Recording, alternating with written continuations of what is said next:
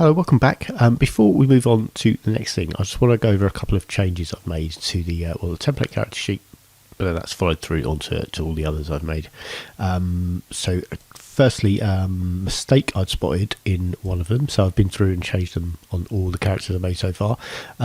These 4 checks: leadership, cool, willpower, intelligence, which are 2d6 rolls.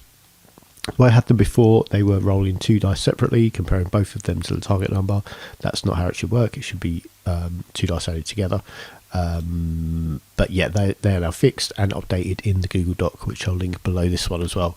And yeah, these now work fine as a 2d6 roll. So rolling 10 is higher than 9. It's looking for 9 leadership 9. Oh, this is a Juve. So yeah, could be a higher leadership target number. Yeah, it's fair enough. So they work. I've also added in a nerve test. This is the same as a cool check, but with the option to add in bonuses for the number of friendly fighters you've got around you who can give you that bonus. So they're the only changes to macros.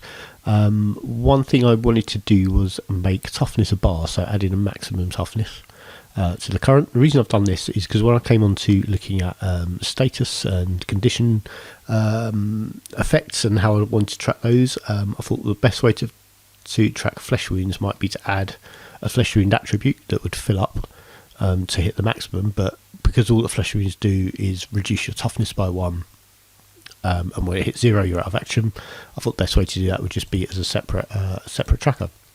So I added that in. This was previously just a toughness 3 as a current, and with a maximum of 3. No, sorry, I've added the maximum of 3. The difference I've done there, I just deleted the wounds from this character. We'll add that back in very quickly. There we go. No, wounds comes after toughness. There we go. Yeah, clicking on these is very easy to delete things, so watch out for that. So what we need to do to track the wounds on the token, which would be the easiest thing, go back into those settings.